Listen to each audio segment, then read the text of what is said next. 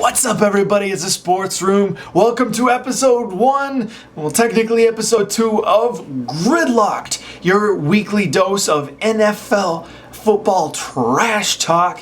We call it GridLocked, a gridiron locked on the gridiron. It's GridLocked, and here to get you guys ready for 2013 NFL football, we're gonna talk some fantasy football. Now, a very commonplace befuddlement for new fantasy football fans out there, it can be a little bit overwhelming. So we're here to give you guys some advice, some tips, some tomfoolery to help improve your team. We're gonna have my friend Josh jump in here. Josh, what's up? Hey. We've met most everybody else on the channel. We've discussed that I'm a Chiefs fan, used to live in Niners land, and now I live back in Chiefs land, and then all the other people from the channel you've met. Josh, what is your team loyalty? I'm in Chiefs land, but I'm a Patriots guy.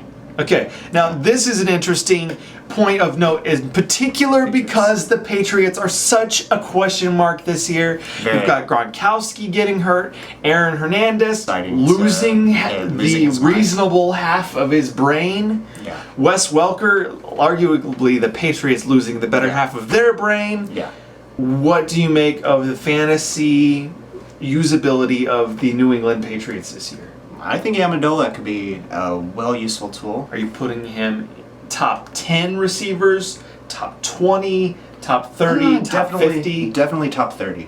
Okay, are we putting him top 20 though? No. He's the Patriots' number 1 now. Yes. And he's not a top 20 receiver. No. That tells you how long of a year it's going to be for this guy. Yeah. Are you drafting Amendola? No. Good. I've been trying to tell this guy for years how important it is. And this is my first tip for you guys for fantasy football.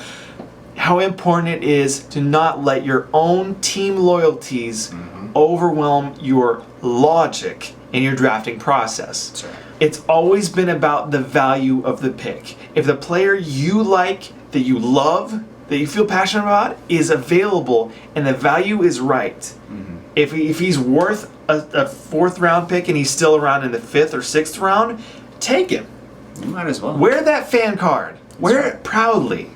Draft smart. In setting up for your live draft, a very crucial thing to decide is what position is most important to you. You want to center your team around a theme or around some balance. You don't want to just, this is a very common strategy, is to just take the best player that's available. You want to have a cohesive unit. A very common strategy is running back heavy. Yep. One of my strategies, which has not always panned out very well, is wide receiver heavy. And if you're in a points per reception league, which we are, that is obviously very important. That makes the gap between running backs and wide receivers a lot smaller. Pick your strategy and try to stick with it through the whole draft. One other thing that I would definitely recommend, and I don't know if you did this at all last year, Josh, but I would recommend doing a mock draft. Go on Yahoo. They have it lined up. Go into it with a little bit of your strategy and watch what other people are drafting and watch how their teams shape up as well. Because you're going to see people using some of the strategies that they are planning to use for draft day. You'll sort of get some sense of where each of these players are going in people's minds, what round-wise. So if there's a player that you are really loving and you're seeing them go average a 13th round and you feel like they're a 10th round pick in your draft, go ahead, take them 10th round. Who are 3 people that you think are can't miss number 1 picks? Can't miss number 1s. Definitely Aaron Rodgers. Aaron Rodgers, who salty. You did take last year. Yep. I told him I would kick his butt if he didn't take Aaron Rodgers with that number 1 pick. All day AP. Got to go with Adrian Peterson. He's a workhorse. You have to take him. I would say either Tom Brady or Peyton Manning. So you're still saying Tom Brady, even with his diminished offensive weapons, still worth a 1st round pick? Hall of Famer. Yeah. Just don't do it. Don't do it, Josh. Don't do it. At least 3rd round. 3rd or 4th round. Yeah. I'm going to have to keep this guy around for our live draft so he doesn't draft a kicker in the 4th round again. Sleeper picks for this year. I feel like a player that gets underranked every year, and I don't know if I can really still call him a sleeper because he's obviously a super talented quarterback, Tony Romo. Really? Des Bryant has really established himself, I think, last year as the wide receiver that a lot of people thought he was going to be. Yeah. And the Cowboys consistently will put up a good number of points.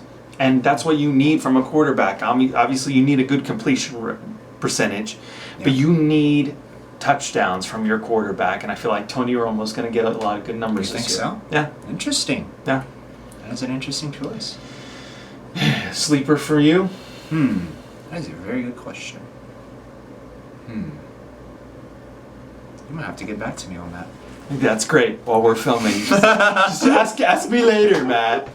Ask me in a couple months, maybe, when the season's already going. So I hope this helped you a little bit of fantasy football advice. Leave some comments down below. Who do you guys think are going to be some fantasy football sleepers this year? Until next time, you guys, Sports Room, GridLocked.